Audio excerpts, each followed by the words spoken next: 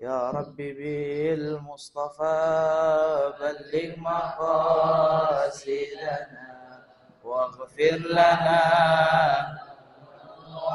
يا واسع الكرم يا ربي بالمصطفى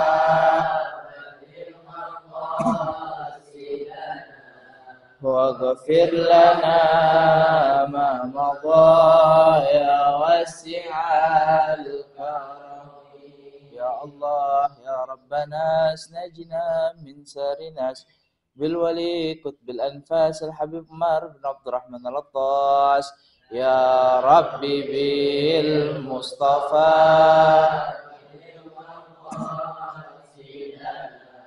واغفر لنا ما مضى يا واسع الكرم يا الله يا جواد جد لنا بالمراد بالولي كتب الإرشاد الحبيب عبد الله بن علي الحداد يا ربي بالمصطفى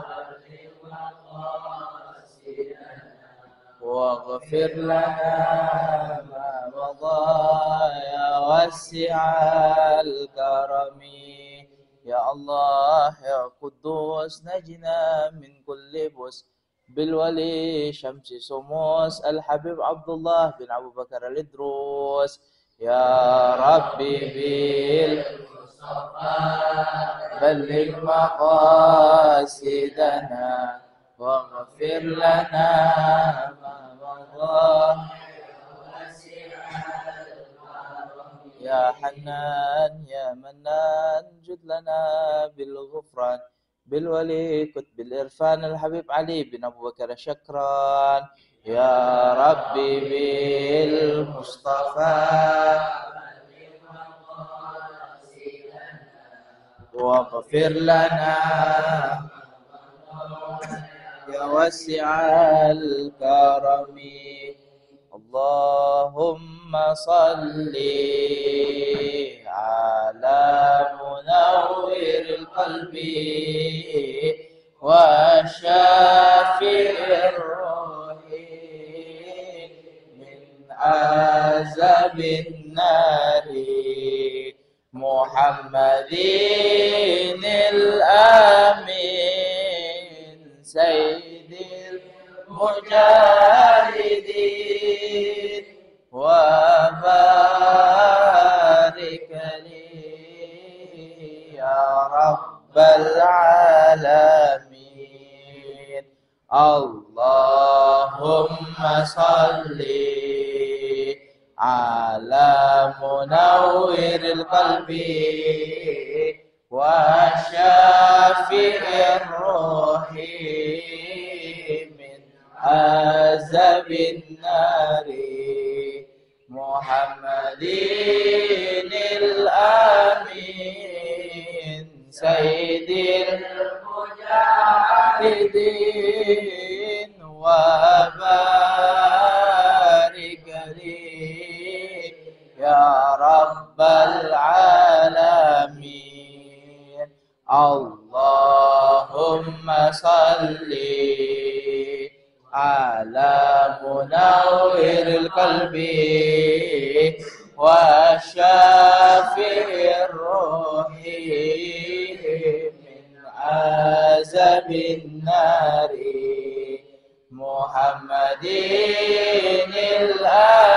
الآمين سيد المجاهدين وبارك لي يا رب العالمين. طيب بسم الله الرحمن الرحيم. Assalamualaikum warahmatullahi wabarakatuh.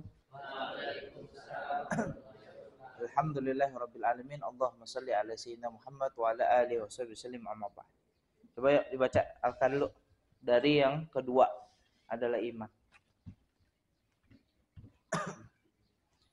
Kedua adalah iman. Pada iman ini juga terletak rukun keimanan, dikenal dengan rukun iman, yakni pokok-pokok kepercayaan, beriman kepada Allah, malaikat, rasul, kitab, hari akhir, dan takdir. Adapun ilmu yang membahas tentang ini adalah ilmu akidah. Dan kita berpegang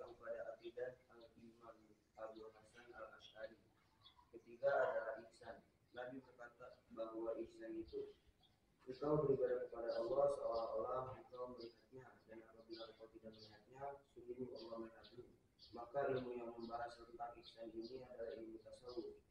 Dan kita berpegang kepada Imam Al-Ghazali, Imam Junaid Al-Baghdadi dan lainnya. Oke, bismillahirrahmanirrahim. Kemarin kita telah membahas tentang 3 rukun agama. Ada berapa 3 rukun?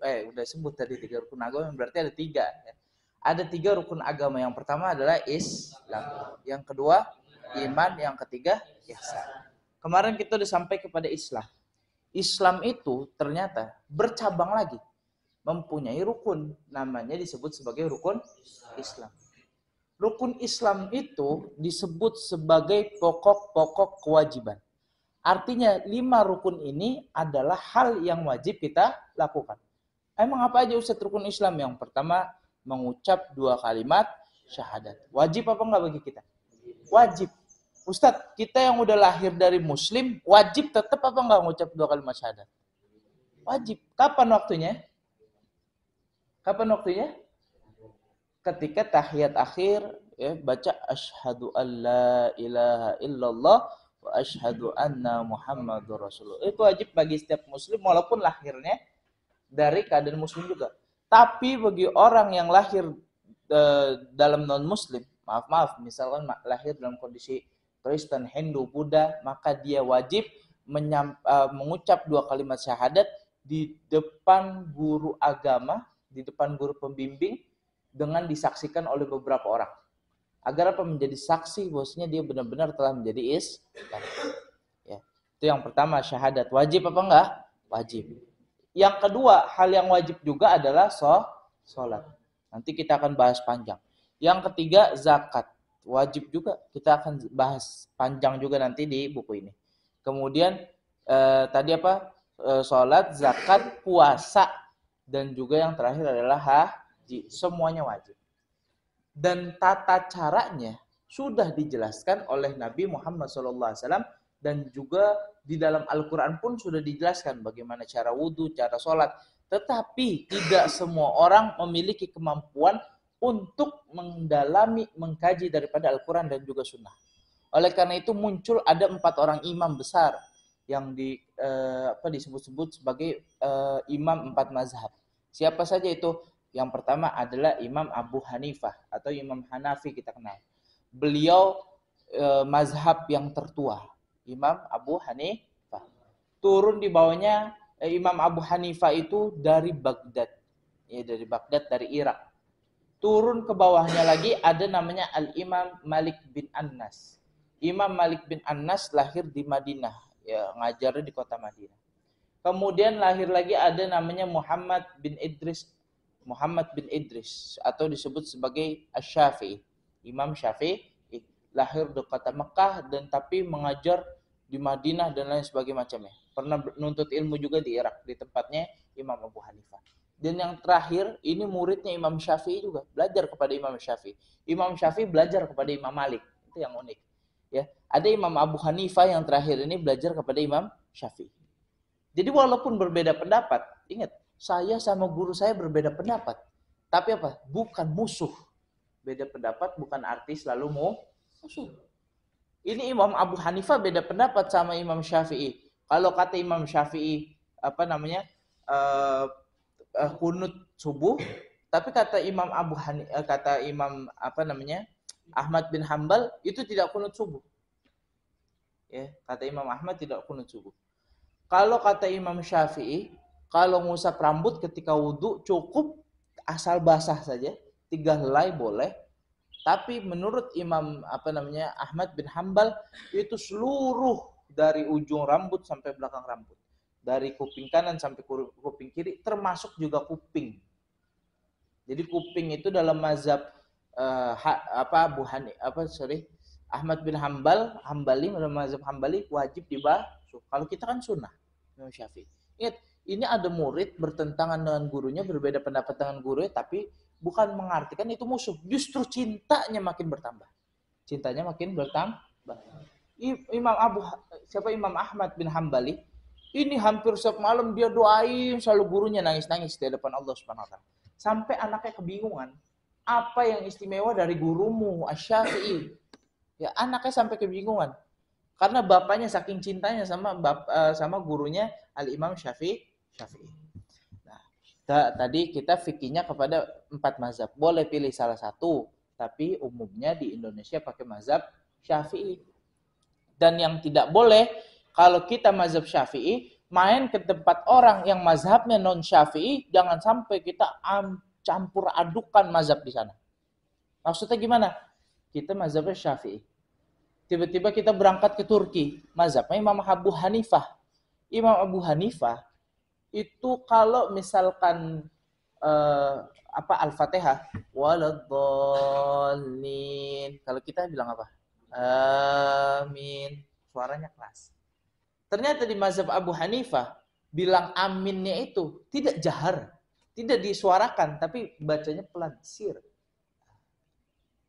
Di dalam tetap dibaca, cuman suaranya pelan. Jangan sampai kita ke Turki, ke masjid salah satu Turki, terus imam baca waladhdallin, yang lain diam, kita teriak amin. Nanti pas tahiyat kita diliatin semua, siapa tuh tadi tuh? Ya. Atau mazhab Imam Malik. Mazhab Imam Malik itu kalau sholat Allahu Akbar, tangannya nyamping, tidak sendekap. Kalau bahasa Indonesianya apa nih?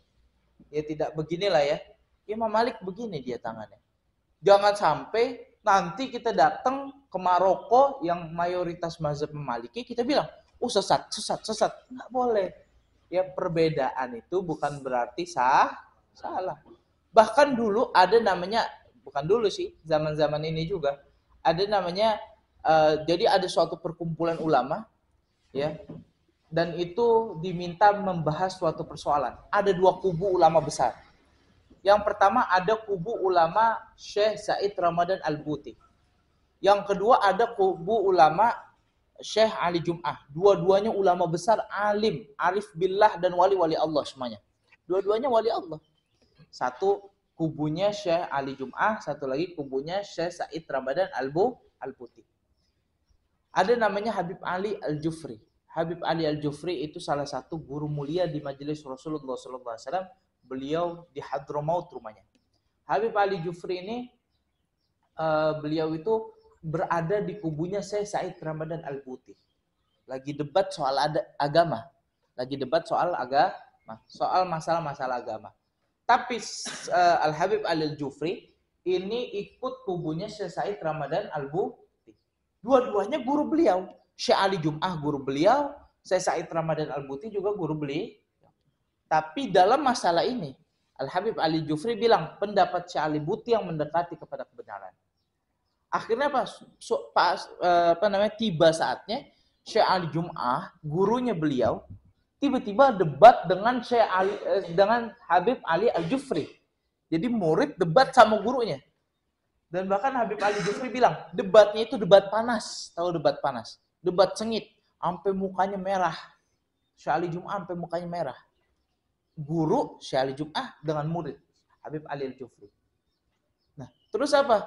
Akhirnya selesai debat, ini Habib Ali Jufri merasa, aduh, kayaknya kurang enak nih. Saya minta maaf deh sama guru saya, Syekh Ali Jum'ah. Begitu sampai hotelnya Syekh Ali Jum'ah, beliau belum ngetuk pintu karena wali Allah. Dua-duanya wali Allah, Habib Ali Jufri wali Allah, Syekh Ali Jum'ah wali Allah. Belum ngetok pintu, tiba-tiba Syekh Ali Jum'ah dari dalam bilang, "Ya Ali, udhul." Wahai Ali, masuk. Jadi padahal belum diketok, tapi udah tahu kalau ada Habib Ali Jufri mau datang. Begitu masuk, lalu dibilang, wahai guruku, saya mau minta maaf atas tadi. Oh, kenapa? Udah berubah pikiran sekarang? Oh, enggak. Saya masih tetap dalam prinsip yang saya pegang, tapi saya mau minta maaf karena mungkin kurang enak. Oh, enggak. Kalau kamu justru minta maaf atas masalah tadi, saya terlepas dari kamu. Saya enggak mau lagi jadi guru kamu. Jadi kalau memang masalah agama, pegang prinsipnya. Paham enggak? Masalah cinta ya cinta, tapi urusan agama tidak bisa dibawa dalam kecintaan. Urusan agama prinsip. Jadi bahkan sekarang pun Ana pun kita punya pimpinan namanya Ki Abdul Syakur. Ana cinta sama beliau. Cinta sama beliau. Nggak mungkin ana tentang beliau. Tapi memang ada beberapa pendapat yang ana beda pendapat dengan beliau. Kok bisa begitu? Iya. Beliau mengatakan cadar itu bukan syariat Islam. Cadar bukan syariat Islam. Karena menurut beliau cadar adalah budaya Arab. Tapi kami mengatakan bahwasanya cadar itu adalah syariat Islam. Karena kenapa? Sebelum adanya Islam, itu kaum Arab, kaum jahiliyah, itu jahil. Tapi justru dengan Allah Subhanahu wa taala meletakkan Nabi Muhammad SAW di Arab, artinya Allah Subhanahu wa taala mau menjadikan budaya-budaya Arab itu yang tadinya budaya atau kebiasaan-kebiasaan Arab diserap menjadi syariat Islam. Contohnya seperti apa? Ya, contohnya kita deh sholat. Sholat kita pakai bahasa apa? Bahasa Arab. Apakah kita bilang, oh nggak usah ngikutin itu sholat pakai bahasa Arab? Itu mah budayanya, karena dia di Arab. Kalau kita di Indonesia ya pakai budaya kita, sholat pakai bahasa Indonesia. Boleh apa nggak kira-kira? Nggak boleh. Berbeda pendapat apa enggak sama Ki Abdul Syakur? Berbeda. Tapi cinta apa enggak? Musuhan apa enggak? Enggak musuhan. Tetap cinta mah mati. Ya, paham tuh? Aduh, belum bahas yang kedua lagi, ini udah jauh saja. Baru yang pertama tuh tadi tuh. Ya. Ini ada 2 kitab soalnya. Ya udahlah ya. Memang pembahasan kitab itu walaupun 1 bait 2 bait tapi panjang pembahasannya.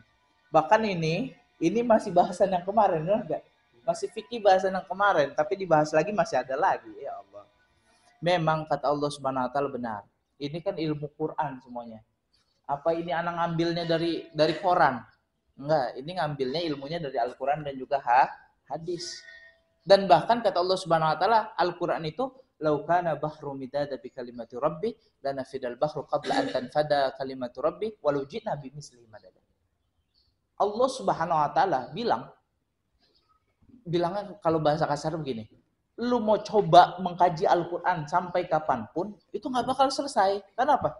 Kalau misalkan lautan dijadikan tinta kata Allah, lautan dijadikan tinta untuk menuliskan kajian Al-Qur'an nggak bakal selesai kajian Al-Quran walaupun tuh lautan udah habis.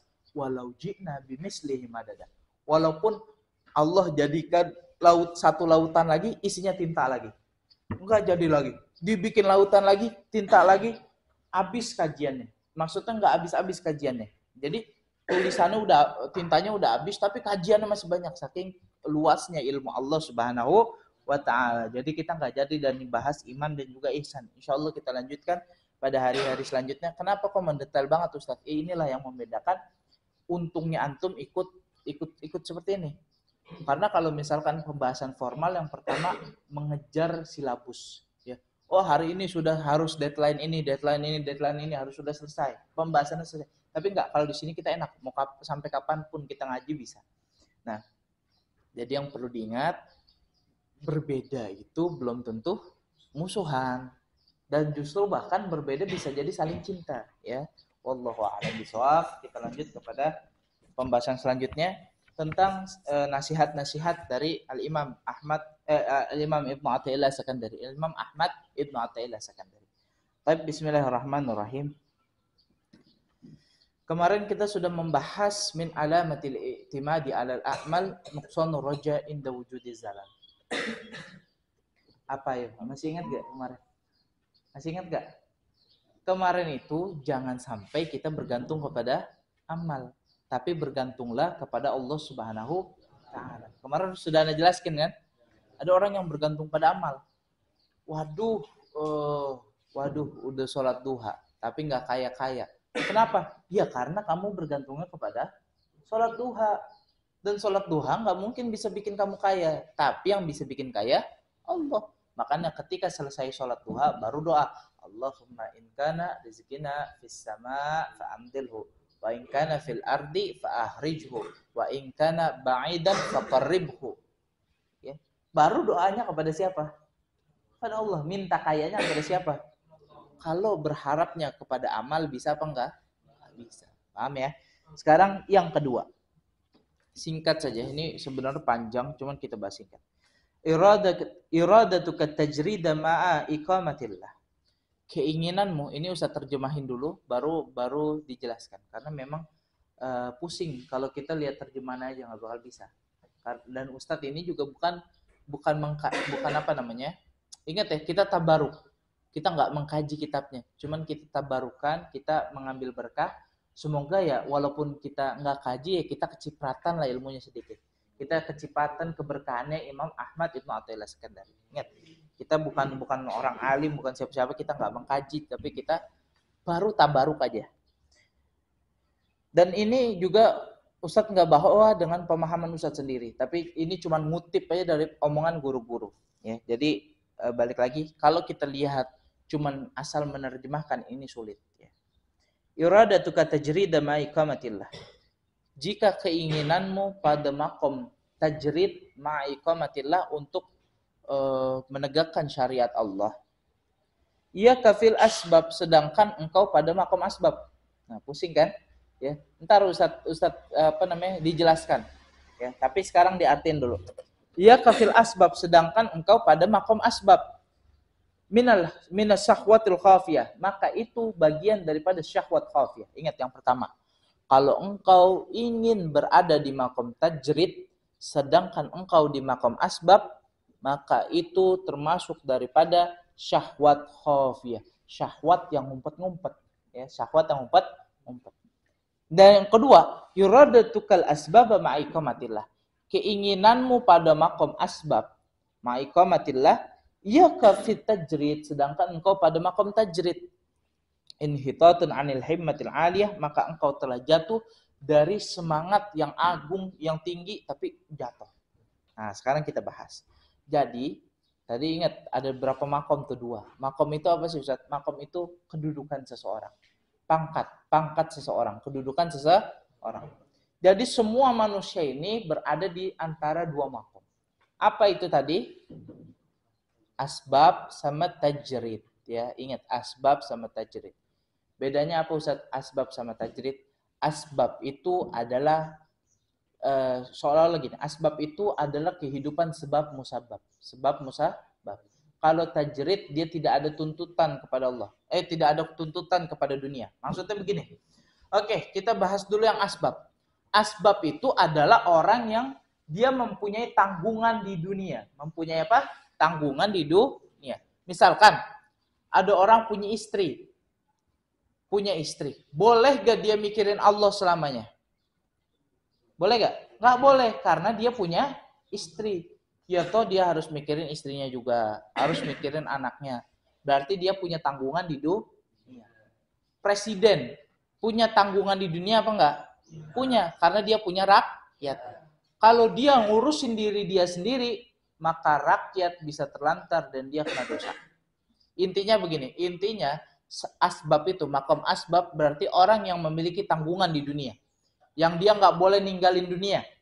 Tapi ada orang makomnya tajrid, dia boleh ninggalin dunia. Bukan artinya pergi ke planet Mars, bukan. Maksudnya ninggalin dunia, dia boleh hidup sendirian di hutan, di goa, fokus hanya kepada Allah. Paham nggak? Dia nggak perlu mikirin apa-apa. Karena apa? Karena dia tajrid makomnya. Makomnya tajrid, nggak punya tanggung. Nggak perlu, misalkan, nanti kita bahas lebih panjang lah ya. Sampai sini paham? Coba Ustadz tes. Kita nih, antum santri, belum jadi pengurus kan? Belum jadi mudabir, belum jadi ospa. Coba antum santri yang biasa-biasa saja. Ditanggung biayanya sama orang tua. Tugasnya cuman belajar, cuman ibadah. Nggak disuruh kerja kan? Nggak suruh. Antum makomnya asbab atau tajrid? Tajrid. Nggak ada tanggung. Antum bebas. Mau ibadah 20 tahun selesai ibadah. Dan ingat, ibadah bukan cuma sholat aja ya. Jangan bilang, Ustaz, tapi kan kita dituntut belajar juga. Ya, emang belajar bukan ibadah. Belajar juga ibadah. Ya. Tapi kalau coba Ustaz, di sini diwajibin buat mengajar. Ya, buat mengajar, diwajibin buat mengajar. Andai kata Ustaz lagi ngajar harusnya di kelas 3D. Tapi Ustaz malah sholat duha di masjid. Sholat duha baik apa enggak? Tapi aslinya Ustaz ada ngajar di 3D. Maka apa? Dosa apa enggak kira-kira? Dosa. Karena punya kewajiban ngajar di 3 dan sholat duha itu kecuali sholatnya sholat wajib. Ada tuntutan dunia, boleh ditinggalin tuntutan dunianya. Misalkan sholat maghrib itu wajib apa sunnah? Wajib, antum pasti tahu. Tiba-tiba misalkan ada tuntutan, coba di tempat kerjaan sholat maghrib. Ya, kita harus milih lebih sholat kita yang kita pilih daripada kerjaan kita. Bilang, bos potong gaji dah bos, biarin. Yang penting yang penting sholat aja. Paham sampai situ? 2 perbedaan makom ini. Dan semua manusia ada di 2 makom ini. Tinggal kita kira-kira aja. Oh, orang tua saya kerjanya PNS. PNS itu kalau misalkan nggak kerja, berarti apa? Yang kalau PNS di kelurahan berarti kan dia punya rakyat. Kalau PNS guru, dia kan punya murid. Berarti kalau ditinggalin, dosa apa enggak? Dosa. Berarti makomnya bukan tajrid, tapi asbab. Oh, saya punya encing. Kerjaannya nggak kerja. Nggak kerja. Punya istri apa enggak? Nggak punya istri. Punya anak? Nggak punya juga. Punya tanggungan? Nggak ada. Kerjanya ngapain? Ya udah, dia kerjanya luntang-lantung aja Ustaz. Maka dia makomnya apa? Tajrid. Boleh gak dia selamanya tidur di masjid aja? Boleh gak? Boleh. Dia boleh selamanya di masjid ibadah kepada Allah. Gak ada yang larang. Karena gak ada tuntutan. Tapi kalau dia punya istri, di masjid aja, istrinya gak dikasih makan. Anaknya gak dikasih makan. Maka istrinya boleh menuntut cerai. Boleh menuntut cerai. Nah, sekarang kita bahas ini. Tadi udah paham antara makom tajrid dan asbab. Udah ya? Mana yang tajrid, mana yang asbab, bisa nimbang kan? Dua-duanya kalau dijalani dengan baik maka dia nilainya di mata Allah tinggi. Jadi jangan disangka tajrid aja yang tinggi. Ustadz, ada ulama yang sufi sendirian di dalam goa, wah pasti wali Allah tuh Ustadz. Tapi jangan salah sangka, jangan cuma dia yang wali Allah. Ada juga mungkin profesor yang wali Allah. Profesor nyiptain vaksin, yang vaksin itu bermanfaat bagi umat, yang harusnya umat banyak yang mati, tapi gara-gara vaksin dia matinya tertunda, ya. Maka apa? Maka dia juga tinggi derajatnya di hadapan Allah Subhanahu wa taala. Cuman beda, yang satu makomnya tajrid. Kenapa dia tajrid? Dia ibadah kepada Allah, jadi makomnya tinggi, jadi wali di hadapan Allah.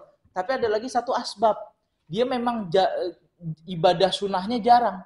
Ibadah sunnah jarang. Cuman apa? Dia ganti ibadah sunnah tersebut dengan riset. Dengan apa? Penelitian. Sehingga apa? Nyiptain suatu obat yang bermanfaat bagi umat banyak. Akhirnya apa? Dia juga masuk kepada walinya Allah, dekat kepada Allah, tapi jalurnya bukan tajrid, tapi apa? Asbab. Paham sampai sini ya? Sekarang baru kita kepada nasihatnya.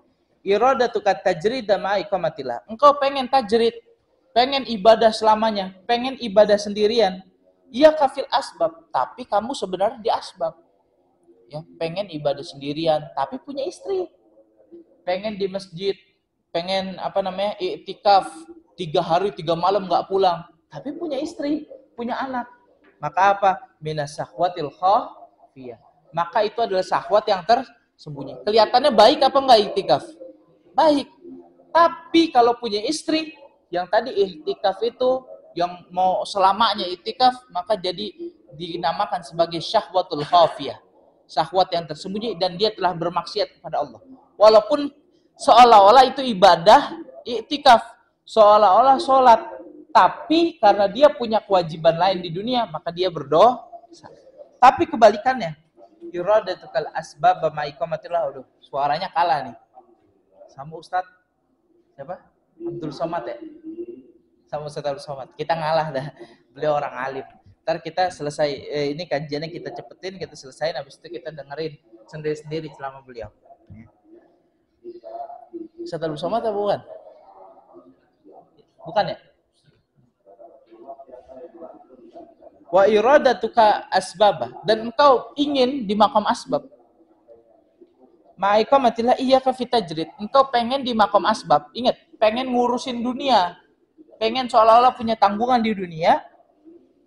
Iyyaka fitajrid, sedangkan engkau dalam makom tajrid, inhitatun anil himmatil aliyah, maka engkau telah menjatuhkan semangat yang agung. Jadi semangat agung yang harusnya kamu dapat keberuntungan, tapi dijatuhin gara-gara apa? Sok-sok mikirin dunia.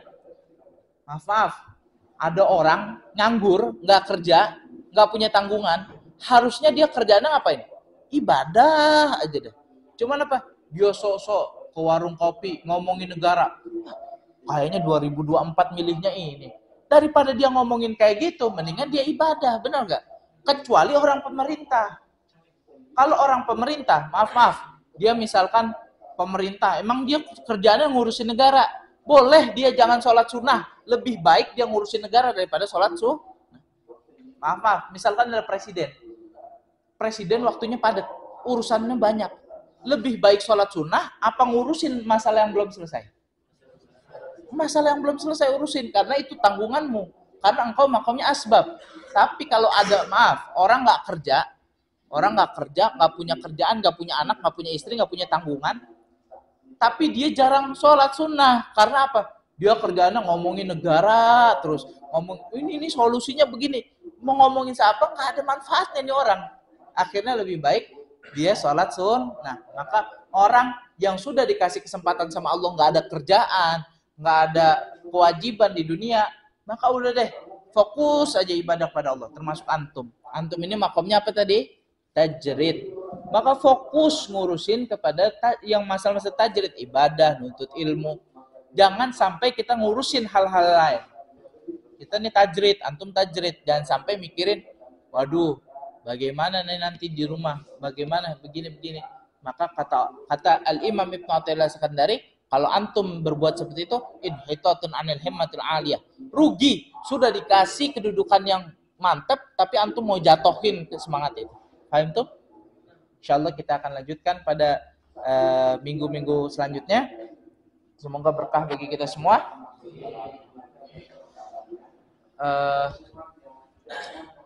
Kita doa semoga apa-apa yang kita pelajari menjadi ilmu yang bermanfaat bagi kita, mudah diamalkan bagi kita, dan mengangkat derajat kita di sisi Allah Subhanahu wa Ta'ala.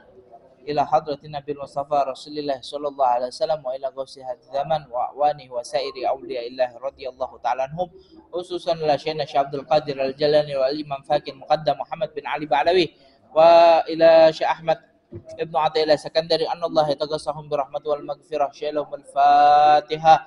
A'udzu billahi minasyaitonir rajim. Bismillahirrahmanirrahim. Alhamdulillahirabbil alamin. Arrahmanir rahim. Maliki yaumiddin. Iyyaka na'budu wa iyyaka nasta'in. Ihdinas shiratal mustaqim. Shiratal ladzina an'amta 'alaihim ghairil maghdubi 'alaihim waladdallin. Alhamdulillah ghafuri lil 'abdi zil ghururi wal fardi fil umuri wa hamaqatil quburi wa salatullah dawama wa salamu tamah على ما يجي إماما ولأنبياء تاما وعلى الآل الكرام وصحبك النجوم في قدوة المرام للغرب والعجمي يا ربنا تعرفنا بأننا اقترفنا وإننا أسرفنا وعلى لظى أشرفنا فاعتب علينا توبة تغسل كل حوبة واستر لنا الراتي وآمن الروآت واغفر لوالدينا ربي ومولودنا والأهل والإخوان وسائر